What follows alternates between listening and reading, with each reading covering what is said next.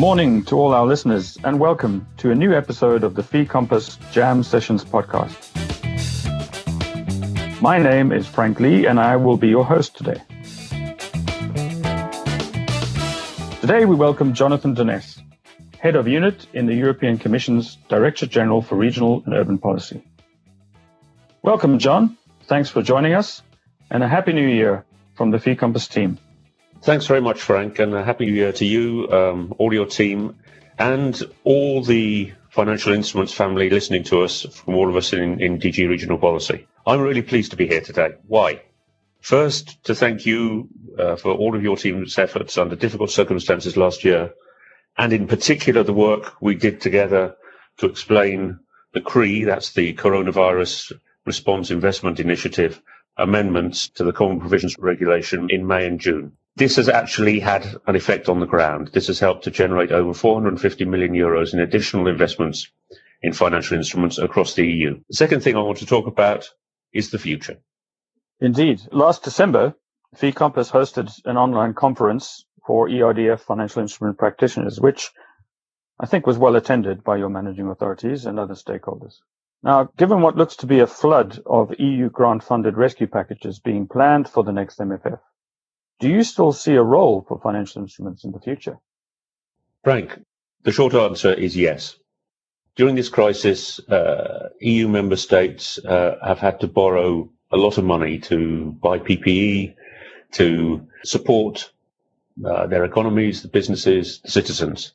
So there will be lots of borrowing which will need to be repaid at some point. Now, financial instruments are very economically efficient, and one of their major advantages is that they create reflows, i.e. money going back into the financial instruments, and these reflows can be used to reinvest a second time in the member states' economies, and this will free up other resources to help to repay the loans which have been taken out during this crisis period.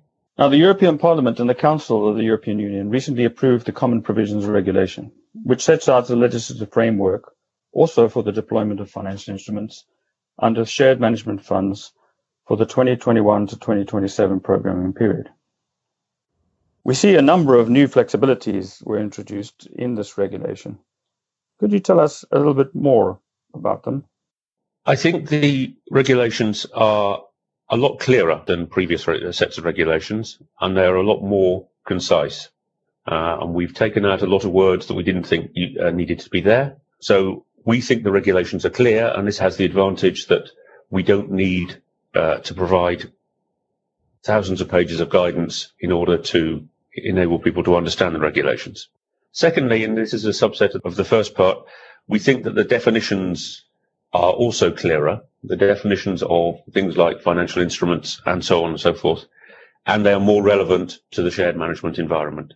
Then, in terms of true flexibility for the stakeholders on the ground, we have made it a lot easier to combine grants and financial instruments in one operation, something which frankly proved very difficult, not to say impossible to do in this programming period.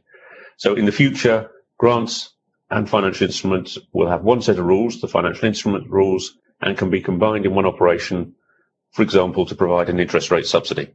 Also, payment claims are a lot simpler. There is a flat rate advance for the setup of the financial instrument, and then there's repayment on the payments made to final recipients.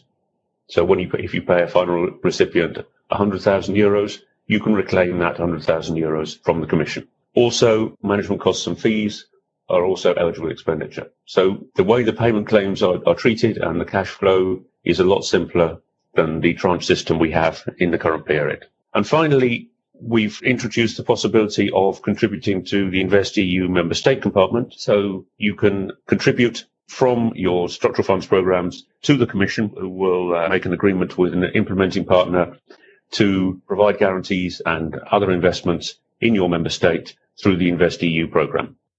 Wow, well, that certainly sounds like a good set of flexibilities and simplifications being introduced. And I'm sure our listeners will want to know more about that. But of course, I suppose devil is in the detail. I think this would also be a good moment to announce that we're working on a new podcast series calling The Tune to go deeper into the technical aspects of the Common Provisions Regulation.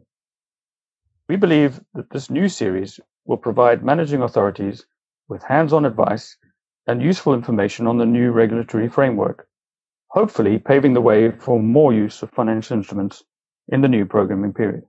I'm particularly excited about this new podcast series. It's a very approachable way of explaining the new regulatory framework. You said the devil is in the detail. We hope there isn't too much detail for devils to get into, because we hope it's a lot clearer. And we think that by doing a podcast series, having two of my excellent colleagues explaining the regulations, explaining the meaning behind the words and the meaning behind the different articles, will really help practitioners to set up financial instruments, and will mean that we don't need thousands of pages of guidance this time around. Indeed, and talking about helping our managing authorities, who are obviously currently preparing their programs for the next MFF, what support can they expect when planning the future deployment of financial instruments as a delivery mechanism under shared management? I think there are two main sources of support for managing authorities. Firstly, it's through your team in Fee Compass, Frank. It will continue to disseminate information in all the ways that it does at the moment, including through podcasts and so on, and no doubt some new ways in the future. But one specific new thing that we're going to do is to offer through Fee Compass the possibility for member states who are at the very early stages of planning financial instruments to have some sort of support for them on a bilateral basis in order to go through some of the initial steps to set up financial instruments. Secondly, DG Regional Policy isn't going to be providing thousands of pages of guidance. That doesn't mean that we won't answer questions. So managing authorities, as in the current and previous programming periods, can submit questions to us, which we will then consult internally and answer on the new regulations. And of course, DG Regional Policy overall has a profound relationship with all the managing authorities of the programs, not just on financial instruments, but also in other areas. And that will also be useful in terms of advice to managing authorities on financial instruments. Well, we certainly hope that 2021 will be better than last year. Would you like to share with our listeners your New Year's resolutions for 2021, John? Frank, I don't have any.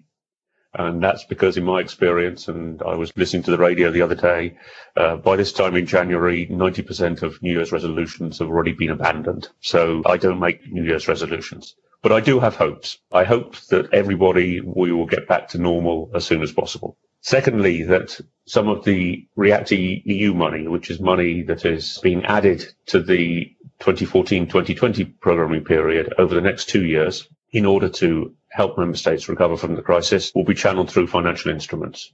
We changed the rules last year to make it a lot easier to extend existing financial instruments, and there will be plenty of money available to member states to do that this year.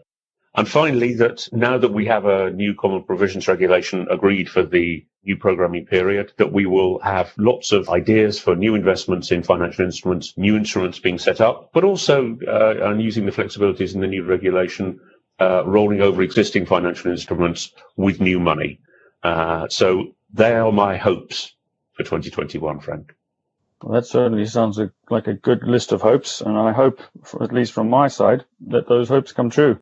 Thank you, Jonathan, for joining us today and giving us your insights and knowledge on the future of shared management financial instruments. As we said, we're hoping that the next MFF will see even more use of financial instruments compared to this MFF, and we certainly look forward to having more jam sessions in the future. Frank, I'm looking forward to working with you and the team, along with my team, throughout 2021 to deliver on what we both agreed is very desirable. Thanks very much indeed. And a big thank you also to our listeners for tuning in today to this episode of the Fee Compass Jam Sessions podcast. If you have any questions or want to suggest a new podcast topic, just send us an email at info@feecompass.eu. Don't forget to also follow us on social media to receive more information on our new podcast series for 2021. From the Fee Compass team, I wish you best wishes for 2021 and happy financial instrumenting.